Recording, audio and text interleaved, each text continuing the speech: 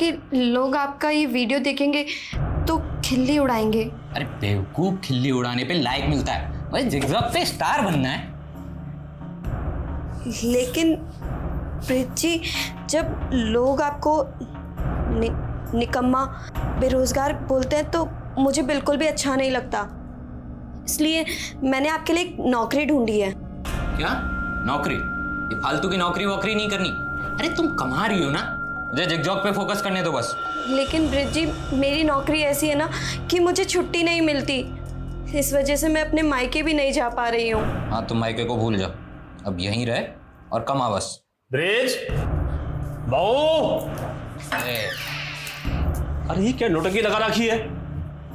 अरे हमरे साथ साथ क्या पूरा मोहल्ले इकट्ठा करोगे? खेत से आए हैं, थोड़ा आराम करने दो। इस घर में है ना किसी को कला की कदर नहीं है, सारा का सारा मूड खराब कर दिया। नहीं बनानी मुझे वीडियो।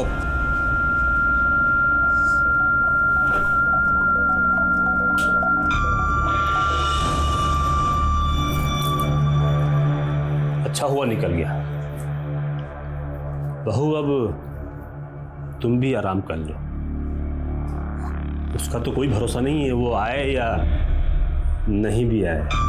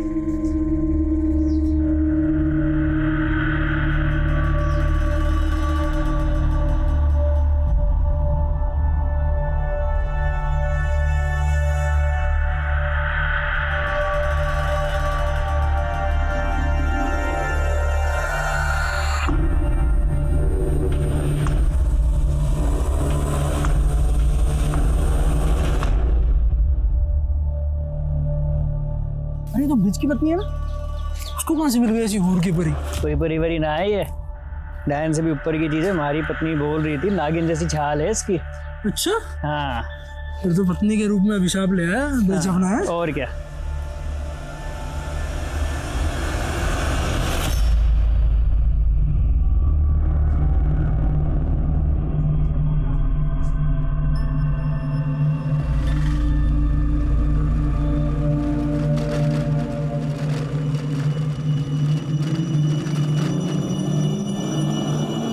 चलिए बैठिए, मैं आपको ड्रॉप कर देता हूँ।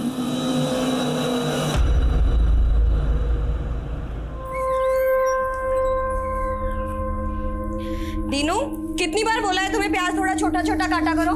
हर बार समझाना पड़ेगा क्या? मैं भी ना गुड मॉर्निंग भी नहीं बोला और सीधा डांट दिया। आगे से ध्यान रखना। Good morning. जी madam, good morning. Good morning Maya ji, कैसे हैं आप? अरे हमने गुड मॉर्निंग बोला और आपने हमें जवाब भी नहीं दिया। हाँ?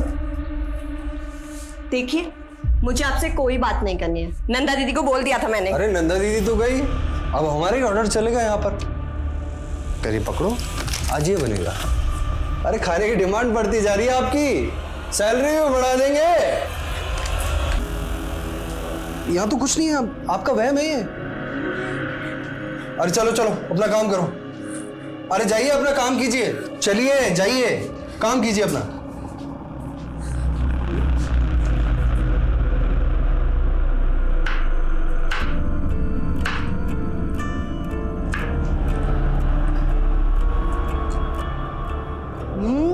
बहुत टेस्टी माया, तुमने तो बिल्कुल 5 स्टार के होटल के शेफ जैसी डिश बनाई है। Very good, keep it up. दीदी, हाँ, ये आपके गले पे क्या हुआ? कुछ नहीं, तू जा काम कर अपना।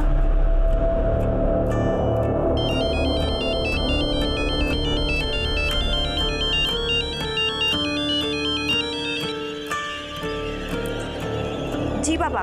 और माया बेटी, ससुराल में तू खुश तो है ना? हाँ बाबा, आपका मन लग रहा है मेरे बिना? मैं बिल्कुल ठीक हूँ। वो 15 दिन बाद तीज है, अब तेरा कोई भाई तो है नहीं, इसलिए नेक शकुन लेके मुझे ही तेरे ससुराल आना पड़ेगा। इस बहाने तुझसे मिलना भी हो जाएगा। ठीक है पापा, मैं इंतज़ार करूंगी। अपना ध्यान रखना। तू भी अपना ख्याल रखना।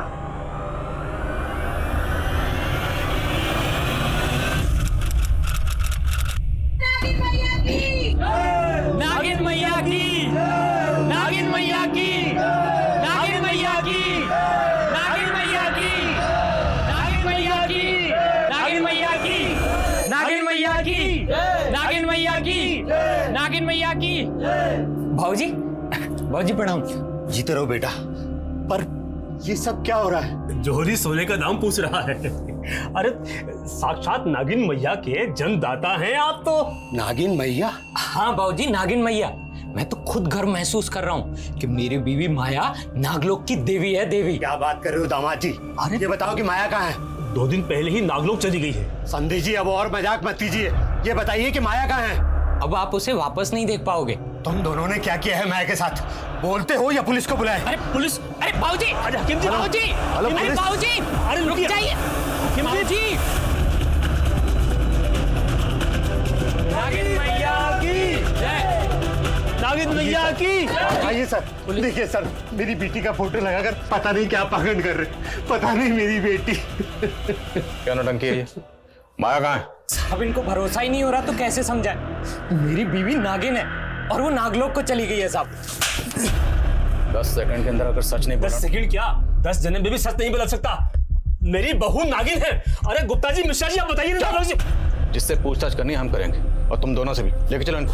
अरे आपको सांप लगेगा बाबूजी, अरे आपको सांप लगेगा, आप परेशान कर रहे सभी हैं। लोग यहाँ मौजूद हैं, सबसे सख्ती से पूछताछ करो। कोई भरोसा नहीं है, इन लोगों ने माया के साथ कुछ कर दिया। घर के अंदर देखते हैं, आइए।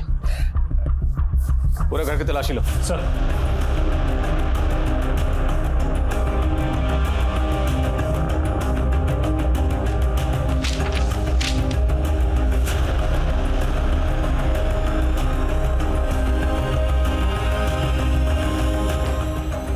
सर अंदर से दवाइयों का बॉक्स मिला है। निकालो बाहर।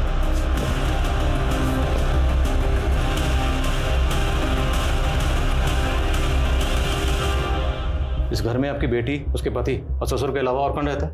उसका देवर मुकेश। पता करो ये मुकेश कहाँ है।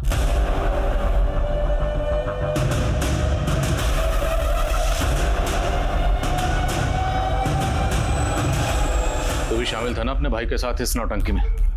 बोलो, तुम तीनों ने मिलकर क्या किया माया के साथ? साहब हमें कुछ नहीं मालूम साहब, और मुकेश तो 10-12 दिन पहले से ही बाहर था साहब। हाँ साहब, मुकेश को तो पता भी नहीं है कि उसके पीछे से यहाँ क्या क्या चमत्कार हो रहे हैं साहब। बकवास नहीं, अगर सच नहीं बोलोगे ना तो खाल उधेड़ देंगे। साहब सच में हमें कुछ नहीं मालूम साहब। साहब उसमें पहले से ही नागिन के लक्षण थे साहब। कैसे लक्षण बे?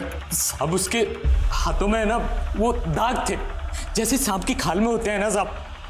हमने तो चरम रोग समझ के उसको वैद्य को दिखाया, लेकिन उसने बताया कि वो रोग है वो लाइलाज है साहब। इस वजह से माया को हमारे मोहल्ले में तिरस्कार सहना पड़ा साहब। कोई परिवारी ना है ये, डायन से भी ऊपर की चीज़ है। हमारी पत्नी बोल रही थी नागिन जैसी छाल है इसकी। अच्छा, हाँ फिर तो पत्नी के रूप में अभिशाप ले आया, बेचपना है। और क्या। चरम रोग की बात साहब सब जगह फैल गई, और फिर मोनी बाबा आए। होनी बाबा?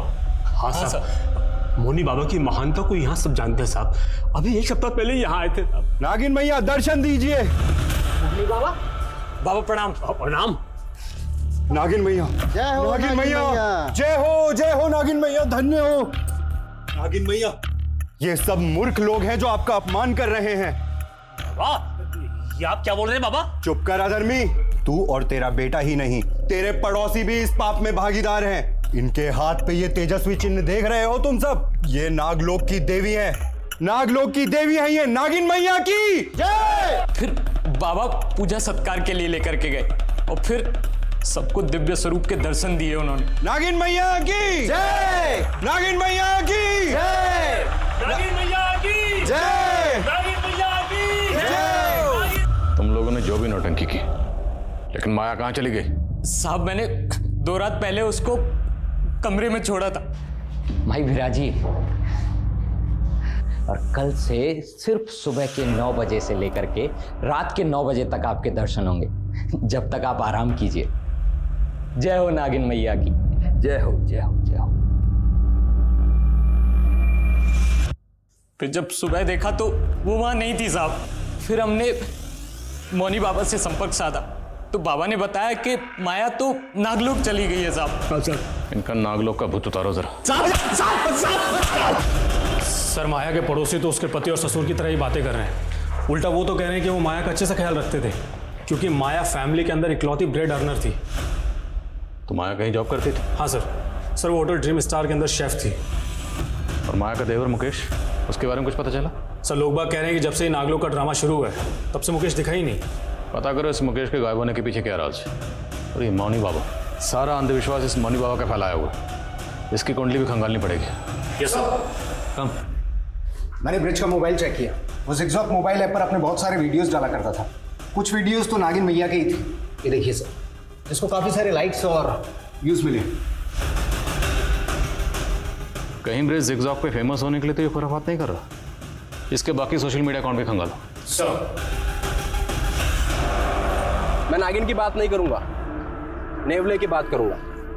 नेवला नागिन का दुश्मन, और हमें ये अच्छी तरीके से पता है कि कौन सा नेवला नागिन को गायब किया है, और जल्दी ही हम उसका नाम पब्लिक करेंगे।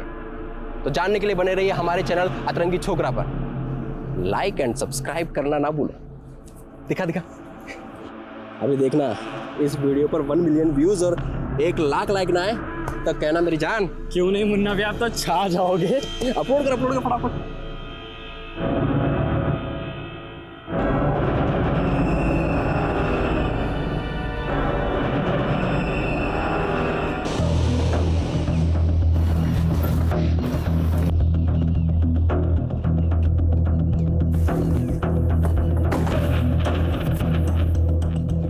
मैं आध्यात्मिक अवश्य हूँ लेकिन अंधविश्वासी नहीं। तो माया नागिन है, नागलोक चली गई है, ये सब क्यों कहा था? मैं उस नारी की मदद करना चाहता था और वो स्वयं यहाँ मदद के लिए आई थी। बाबा जी, अभिशाप बोल बोलकर लोगों ने मेरा जीना मुश्किल कर दिया है। मेरे पति और ससुर को भी यही लगता है कि मैं शापित हूँ। बाबा जी मेरी मदद कीजिए ना। लोग उस बेचारी का अपमान ना करें, इसलिए मैंने लोगों से कहा कि उनके हाथों पे ये किसी दिव्य रहस्य का चिन्ह भी तो हो सकता है, और लोगों ने उसे नागिन मैया बना दिया। इसके अलावा मैंने कुछ नहीं किया। आपने कुछ नहीं किया तो माया गायब क्यों हुई है? कहाँ है माया? माया के गायब होने से मैं खुद हैरान हूँ, लेकिन मेरा इस अपराध से कोई लेना देना नहीं।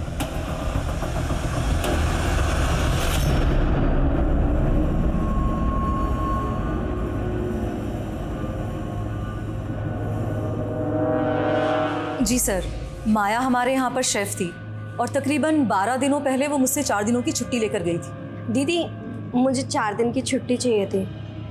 माया, तू तो जानती ना तेरी यहाँ पर कितनी डिमांड है। अच्छा, 4 दिन बाद पक्का काम पर आ जाना। हाँ ठीक है दीदी। ठीक है। वो दीदी मुझे कुछ एडवांस मिल सकता है? सर माया मुझसे 1 महीने का एडवांस लेकर गई थी, फिर कुछ दिनों के बाद सुनने में आया कि वो नागिन बन गई है। सर मुझे तो कुछ समझ ही नहीं आया कि आखिर ये माजरा क्या है। क्या माया के होटल के किसी भी स्टाफ के साथ में कोई दुश्मनी थी? किसी के साथ में कोई झगड़ा हुआ था? नहीं सर, ऐसा कुछ भी नहीं था। Thank you.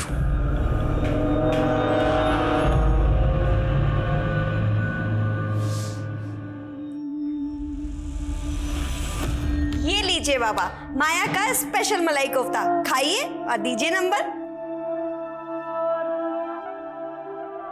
वाह बेटी, तेरे हाथ में तो साक्षात अन्नपूर्णा है, पर ना जाने किसके प्रकोप से तेरे हाथ पे ये दाग लग गया। बाबा मैंने तो इसके बारे में सोचना ही छोड़ दिया, बस मुझे आगे बढ़ना है। आप मुझे हैदराबाद। माया, तुझे कितनी बार बोला है, तेरी जबान पर हैदराबाद का नाम नहीं आना चाहिए। मुझे तेरी शादी करनी है बस। कल को ये दाग बढ़ गया तो लड़का ढूंढना मुश्किल हो जाएगा।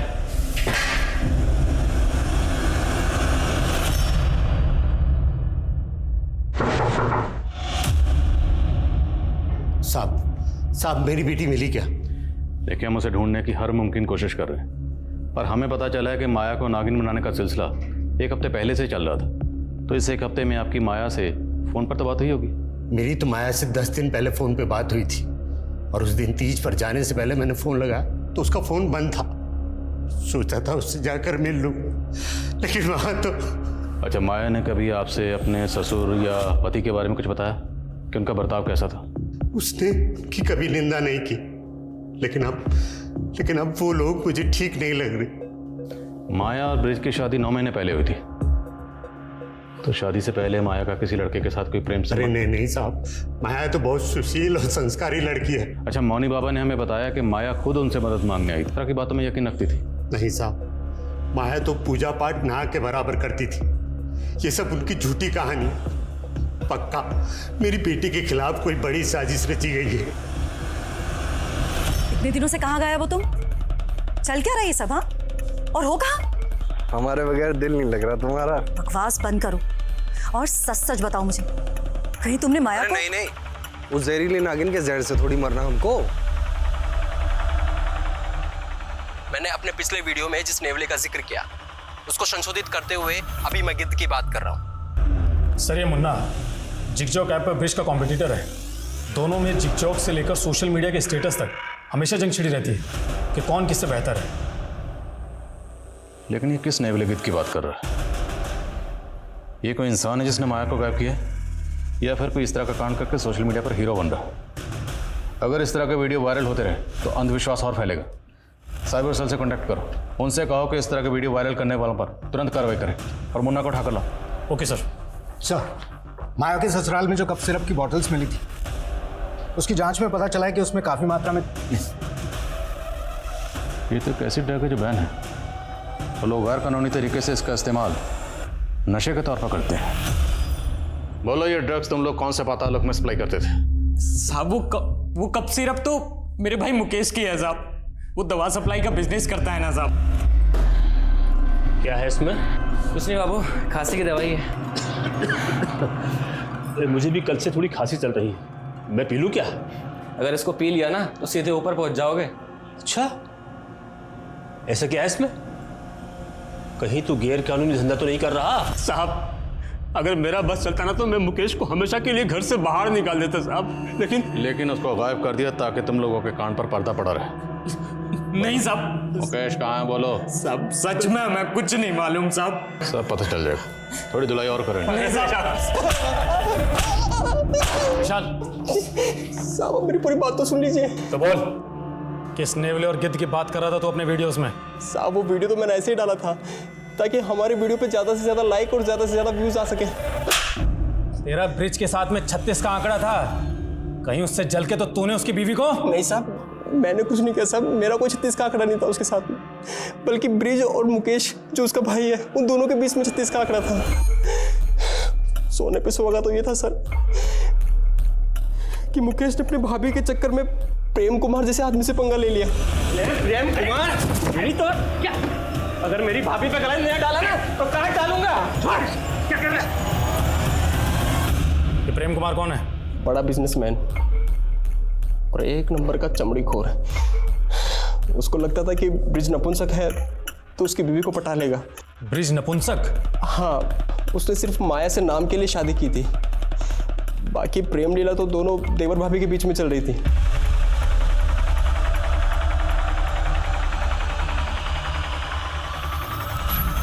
नागलोक का तो पता नहीं, मुझे लगता है कहीं दोनों के दोनों प्रेम लोक में तो नहीं चले गए। ये पता लगाने का काम हमारा है, समझा?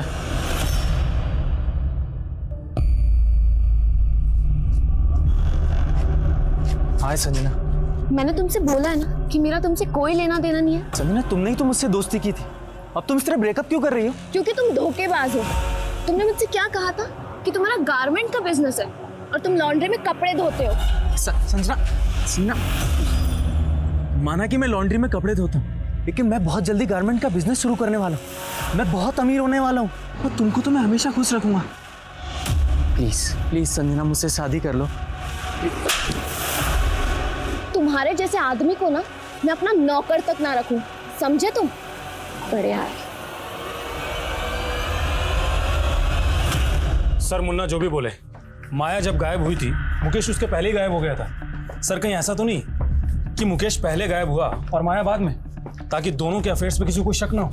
लेकिन माया को गायब करने के लिए जो नागलोक का आडंबर रचा गया ना, सबसे पहले हमें इसका राज जानना। प्रेम कुमार का कुछ पता चला? सर, वो अलवर का रहने वाला है, फिलहाल गायब है। सर मुकेश भी प्रेम के लिए काम करता था, दोनों के बीच में काफ़ी कॉल्स होते थे। सर प्रेम का फ़ोन 2 महीने पहले से बंद है, जबकि मुकेश का फ़ोन 10 दिन पहले बाड़मेर में बंद हुआ था। ये तो इंटरनेशनल बॉर्डर एरिया है, तो क्या पड़ोसी मुल्क से ड्रग्स लाकर ये लोग ड्रग्स को यहाँ सप्लाई करते हैं?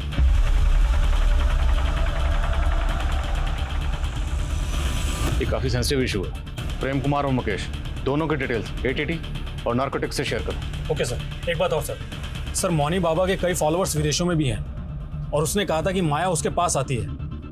सर मुझे तो लग रहा है कि ये माया अपनी मर्जी से गायब हुई होगी।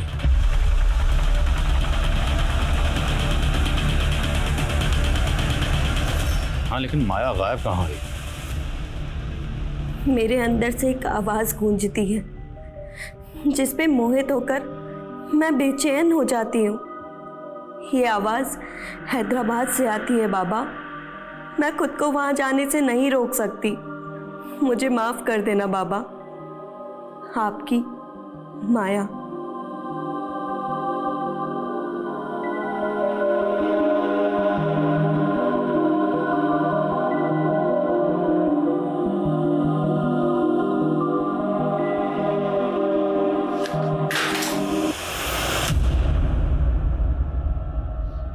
भाग कर जा रही थी।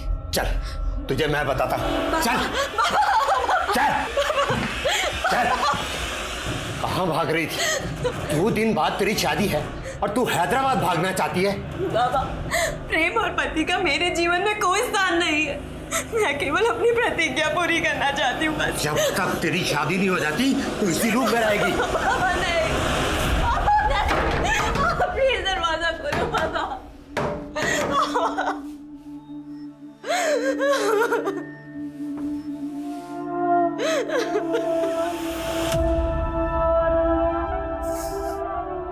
हैदराबाद हैदराबाद बोलते हो तो ये कौन से नागलोक में चली गई?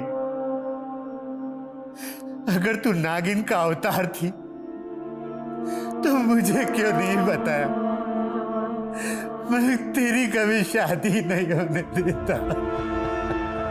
माया के पिता भ्रमित होकर अब ये सोच रहे थे कि माया नागिन ही होगी या राज कुछ और भी था। माया का पति, ससुर, देवर और प्रेम कुमार ऐसे सस्पेक्ट थे जिनके पीछे पुलिस लगातार लगी हुई थी। मौनी बाबा को इन्वेस्टिगेट करना इतना आसान नहीं था। उसके फॉलोअर्स इतनी बड़ी तादाद में थे कि पुलिस की एक भी चूक इस केस को भयानक रूप दे सकती थी। तो क्या खुद माया ये स्वांग रच के गायब हो सकती थी? पुलिस को इस एंगल में कुछ भी नहीं मिल रहा था। तो आखिर वो कौन से अपराध का लोग था जो एक जीती जागती लड़की को निगल गया था? सर एंटी नार्कोटिक्स से पता चला है कि प्रेम कुमार बहुत बड़ा ड्रग पैडलर है। सर एंटी नार्कोटिक्स सेल वाले पिछले 2 महीने से प्रेम कुमार को ढूंढ रहे हैं। और मुकेश? सर उनका कहना है कि मुकेश प्रेम कुमार का राइट हैंड है और 3 दिन पहले बाड़मेर में ड्रग्स की बहुत बड़ी खेप भी हुई है। और इस मुकेश का फ़ोन बाड़मेर में बंद हुआ था और उसने आखिरी कॉल किसी आनंद कुमार को किया था। ये आनंद कुमार कौन है, कुछ पता चला? हाँ सर बाड़मेर पुलिस से मेरी बात हुई है। सर उन्होंने कहा है कि आनंद कुमार बाड़मेर का एक और बाबा है जो मिर्ची बाबा के नाम से विख्यात है और नागों की पूजा करता है। तो क्या माया को नागिन बनाने की साजिश में ये मिर्ची बाबा भी शामिल है? और पूरे चांसेस हैं कि माया को बाड़मेर में किसी सीक्रेट प्लेस पर बंदी बनाकर रखा गया।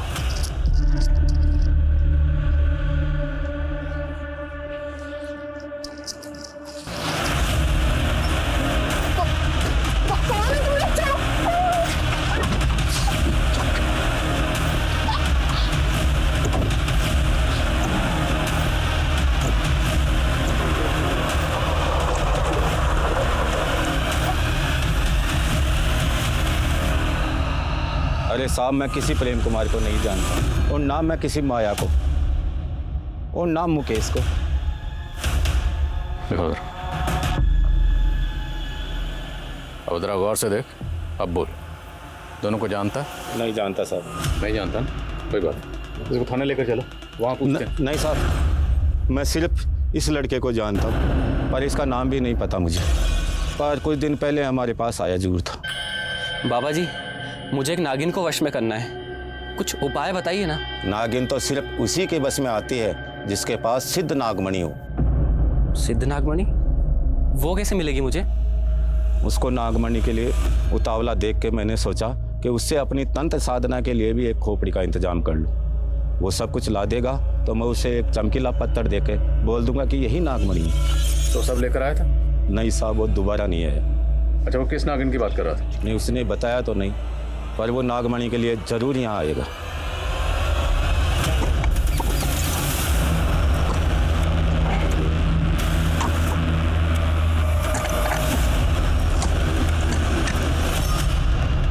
किसी को पता नहीं चलना चाहिए। हम यहाँ पूछताछ के लिए आए थे, लेकिन इस पर नजर रखो। मुकेश यहाँ नागमणि के लिए जरूर आएगा।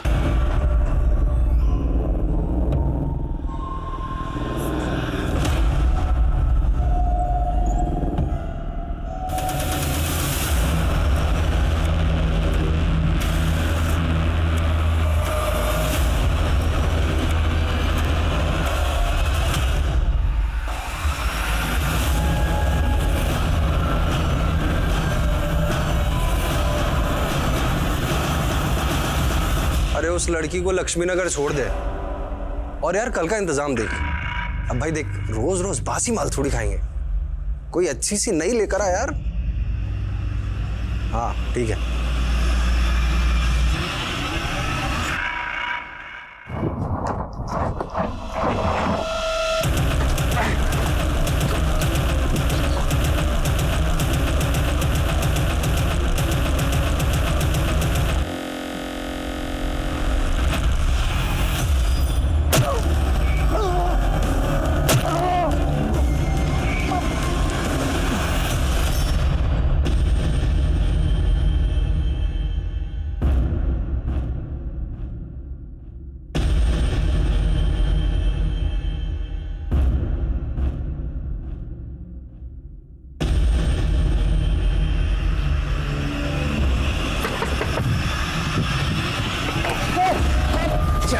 बाबा का प्रसाद अब तुझे खाने मिलेगा।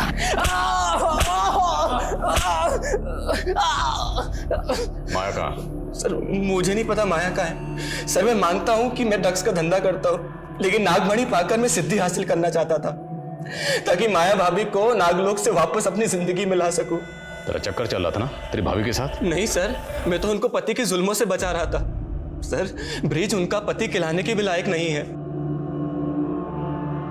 देखो, जिगजॉग पे तो मैं छाया हुआ हूं, लेकिन माया मुझे पूरी दुनिया को बताना है कि मैं नपुंसक नहीं हूं। इसलिए तुम्हें बच्चा पैदा करना होगा। ऐसे क्या ताड़ रही है? किसी और के साथ सुला रहा हूं तुझे। फिर मुझे पता चला कि मेरा भाई ब्रिज प्रेम कुमार को माया भाभी के साथ सुलाने का सौदा कर रहा था। देखो भाई, बच्चा तो मैं डाल दूंगा, लेकिन एक बार से मेरा मन भरेगा नहीं।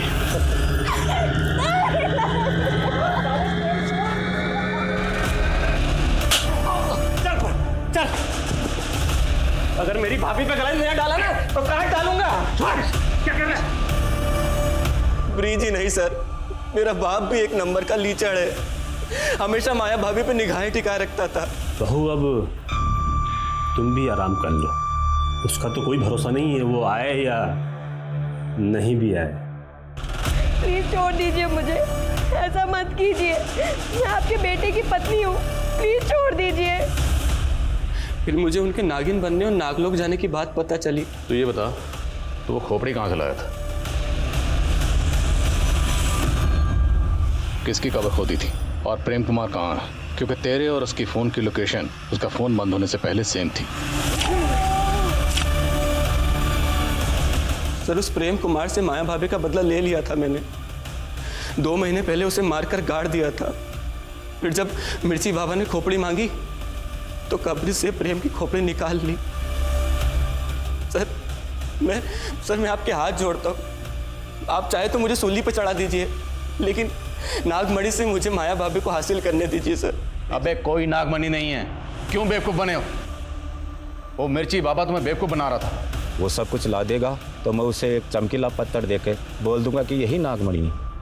बोलो, माया कहाँ है? ब्रिज और उसका पिता विष्णु इस बात से लगातार इनकार कर रहे थे कि उन्होंने माया से प्रोस्टिट्यूशन या उसका शोषण करने की कोशिश की। पुलिस नागलोक को किसी आपराधिक क्षेत्र का कोड नेम भी मान रही थी। क्या पुलिस सही दिशा में काम कर रही थी? माया के गायब होने का रहस्य अब इस केस को किस आयाम पे ले जा रहा था? मैं जिंदगी के एक ऐसे नर्क लोक में थी जहां माँ की कही हर बात झूठी साबित हो रही थी। मेरी किस्मत में प्रेम और पति का संसार नहीं था, लेकिन मेरी प्रतिज्ञा की लौ अब भी चल रही है। और चाहे कुछ भी हो जाए, मैं अपनी प्रतिज्ञा जरूर पूरी करूंगी।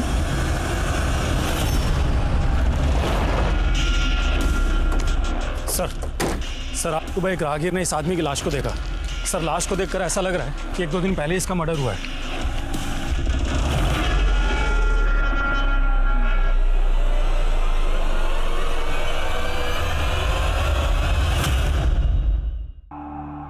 कुछ पता चला कौन है? नहीं सर इसकी जेब से ऐसा कुछ भी नहीं मिला है जिससे इसकी पहचान की जा सके। बोलो। सर माया के पिता ने अपने इलाके में अनाउंस किया है कि वो अपने घर को नागिन मैया का मंदिर बना देगा। अब वो भी ये मानने लगा है कि माया नागलोक चली गई है।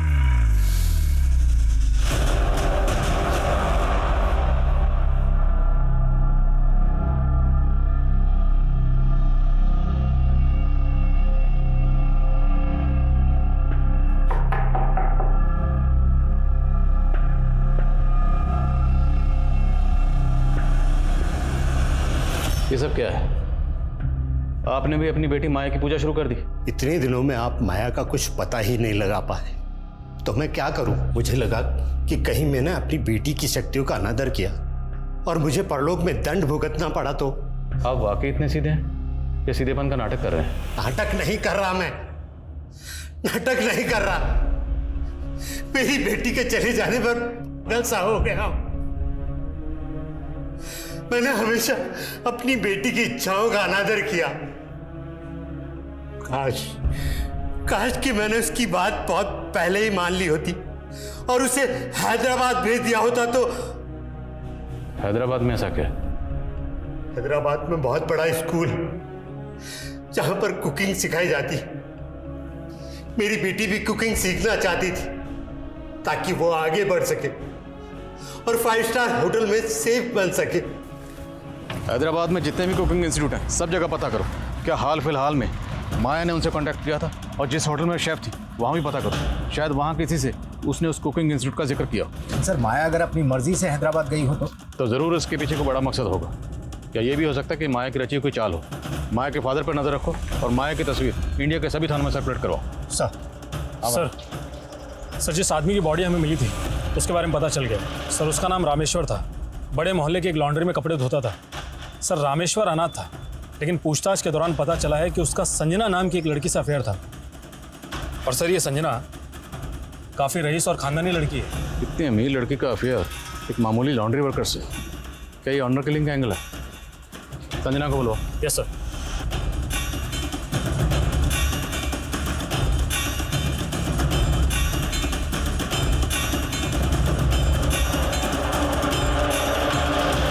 सर मेरा और रामेश्वर का कोई अफेयर नहीं था, आपको किसी ने झूठ बोला है। कहीं आप तो झूठ नहीं बोल रहे अपनी फैमिली या किसी और को बचाने के लिए? सर रामेश्वर मुझे बहुत परेशान करता था। सर इवन उसने तो मुझे किडनैप भी। कौन? छोड़ो मुझे।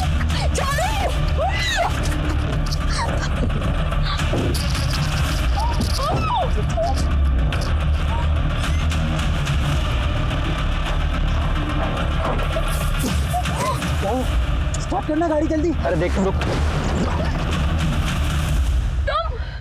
संजना मैं तुमसे सच्चा प्यार करता हूँ और अब तुम्हारी मेरी शादी होकर रहेगी।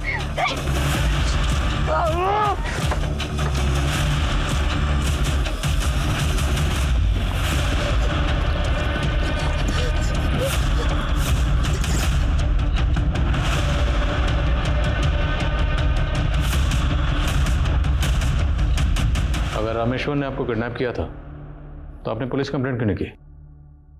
सर मैं बहुत डर गई थी, अगर मेरे घर वालों को पता चलता तो वो भी मुझे ही दोष देते। बोलो सर मैंने माया के साथ काम करने वाले एक लड़के से पूछताछ की। उसका कहना है कि माया को होटल के किचन में एक दिन औरत की कटी हुई उंगली दिखी थी। तब उसको शक भी हुआ था कि वहां पर किसी का कत्ल हुआ है। What? तो ये उसने पहले क्यों नहीं बताया? सर कह रहा है कि वो बहुत डरा हुआ था। सर मुझे लगता है कि उसका बयान सही है, क्योंकि मैंने मालूम किया होटल के मालिक दिग्विजय के प्रोस्टिट्यूट्स के साथ में संबंध है। हो सकता है माया को उसका कोई राज मालूम हो गया हो।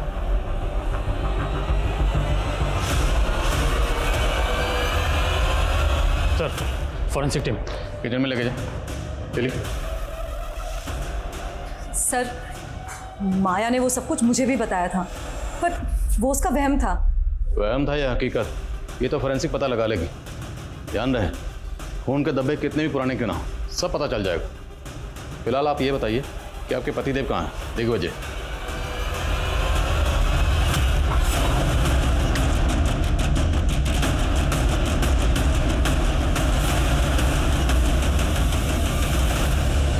तुम लोगों के होटल की किचन में खून के धब्बे मिले, किसका खून है वो? साहब हमारे यहाँ तो नॉनवेज भी बनता है, तो हो सकता है किसी जानवर का खून हो।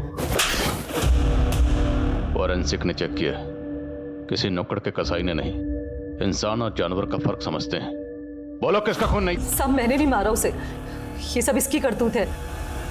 सब इसे सेक्स की आदत है, जानवरों की तरह नोचता था मुझे, तो मैंने अपनी खैर मनाने के लिए प्रोस्टिट्यूट के साथ सोने को बोल दिया।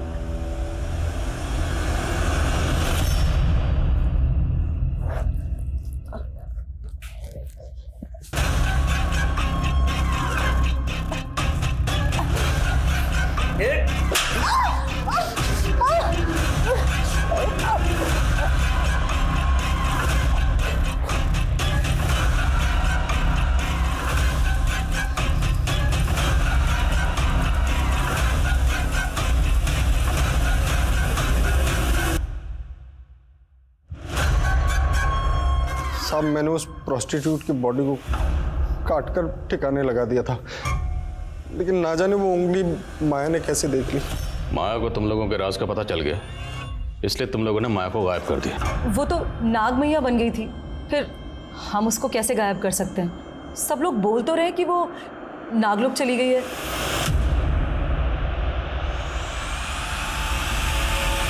सर हमने इंडिया के पुलिस हेडक्वार्टर्स और कुकिंग इंस्टीट्यूट्स में भी इंक्वायरी की, हर सस्पेक्ट को खंगाला, लेकिन समझ नहीं आ रहा है कि माया का गायब होने के पीछे रहस्य क्या है। ये सोशल मीडिया पोस्ट, ये अखबारों की सुर्खियां, ये सब के सब इस अंधविश्वास को बढ़ावा देने में लगे हुए।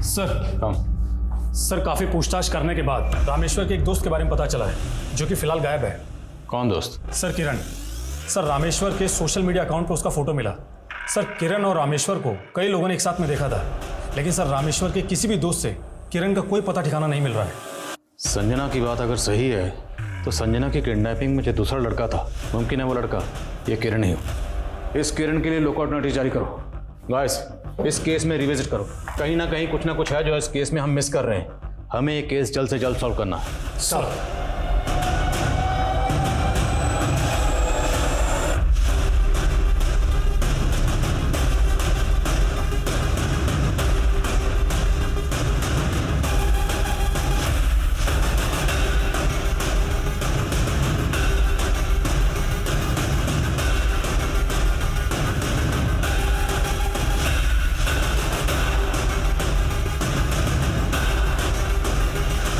सर माया के केस से जुड़ी कोई नई इन्फॉर्मेशन तो नहीं मिली हमें, लेकिन एक दूसरे केस में रामेश्वर के दोस्त किरण के बारे में काफ़ी बातें मालूम चली है।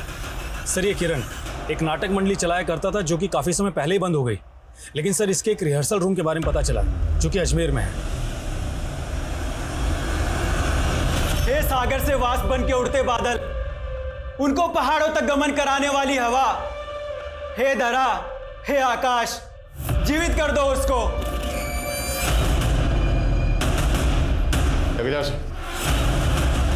चल छोड़ दो मुझे, चल अब तो उसको जिंदा करना है, छोड़ दो, चल छोड़ो हमें।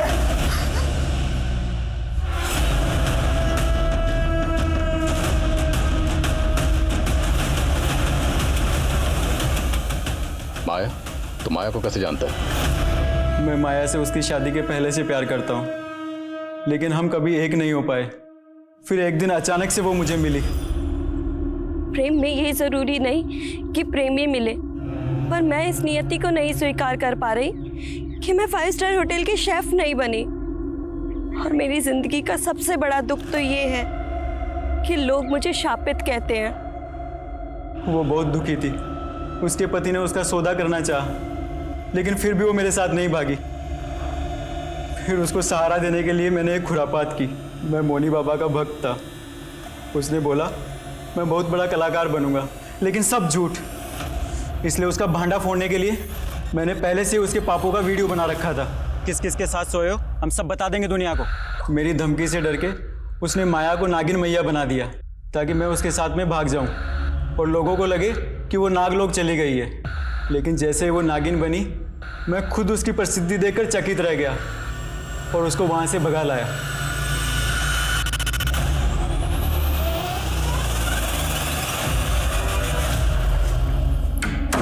किरण, हम हैदराबाद कब जाएंगे? अब तुम हैदराबाद भूल ही जाओ। नागिन मैया की प्रसिद्धि शेफ बनने की प्रसिद्धि से बहुत बड़ी है। अब तुम भी अपने पैर मेरे साथ यहीं जमा लो।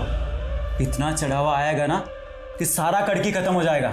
मतलब तुम भी मुझे इस जंजाल में बांध कर रखना चाहते हो, सिर्फ अपने स्वार्थ के लिए? अगर मैं उसे हैदराबाद ले भी जाता तो आपके झमेले में फंस जाता, इसलिए मैं उसको टालता रहा और कुछ ऊपर की कमाई के लिए लोगों को उसके साथ सुलाने भी लगा। और जब वो तेरी गिरफ्त से भागना चाह रही थी तो ने मार दिया उसको, और रामेश्वर को भी।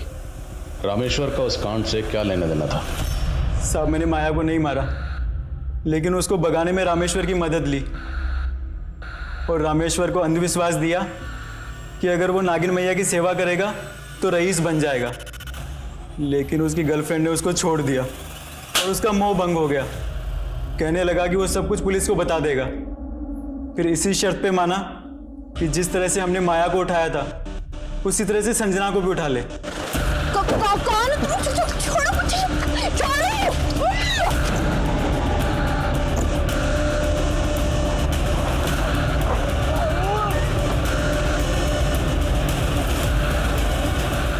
उसकी बेवकूफ़ी की वजह से संजना भाग गई और मैं उसके चक्कर में फंसना नहीं चाहता था, इसलिए मैंने उसको ही मार दिया। और उसके बाद जब मैं माया को देखने पहुंचा तो मैं फिर से अपना प्रेम नहीं खोना चाहता था और मैं एक ऐसी विद्या पे शोध कर रहा था जिससे मुर्दाओं को फिर से जिंदा किया जा सकता है। मैंने माया को नहीं मारा सर।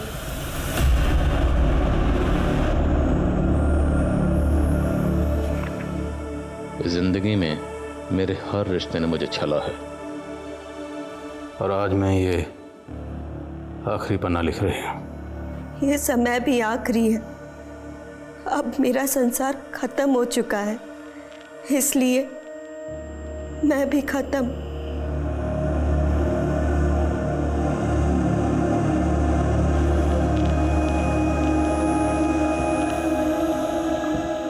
माया की पोस्टमार्टम रिपोर्ट से ये जल्द ही साबित हो गया कि माया ने आत्महत्या की थी। माया एक अरसे से अपने सपनों को पूरा करने की उम्मीद में जी रही थी। वो अपनी तकलीफों से भी जूझ रही थी, लेकिन वो अगर कानून से मदद लेने का हौसला रखती तो शायद उसकी उम्मीदों को भी हौसला मिल जाता। पर किरण पर भरोसा करने की उसकी एक गलती ने अंधविश्वास का ऐसा माहौल बना दिया कि वो मुसीबतों से निकलने के बजाय उनमें फंसती ही चली गई। इतिहास गवाह है, अंधविश्वास हमेशा अपराध को ही जन्म देता है और फिर एक ऐसे निराशावाद का जन्म होता है जिससे मनुष्य और समाज का उत्थान रुक जाता है, जो हम सब के लिए घातक है। अब मैं सोनाली कुलकर्णी आपसे विदा लेती हूँ। फिर मिलेंगे एक ऐसे ही चौंका देने वाले केस के साथ क्राइम पेट्रोल सतर्क जस्टिस रिलोडेड में। तब तक अपना और अपने परिवार का ख्याल रखिए। आप जानते हैं हम सब एक मुश्किल दौर से गुजर रहे हैं। कृपया मास्क पहने, सैनिटाइजर का इस्तेमाल करें और सोशल डिस्टेंसिंग बनाए रखें। देखते रहिए क्राइम पेट्रोल सतर्क।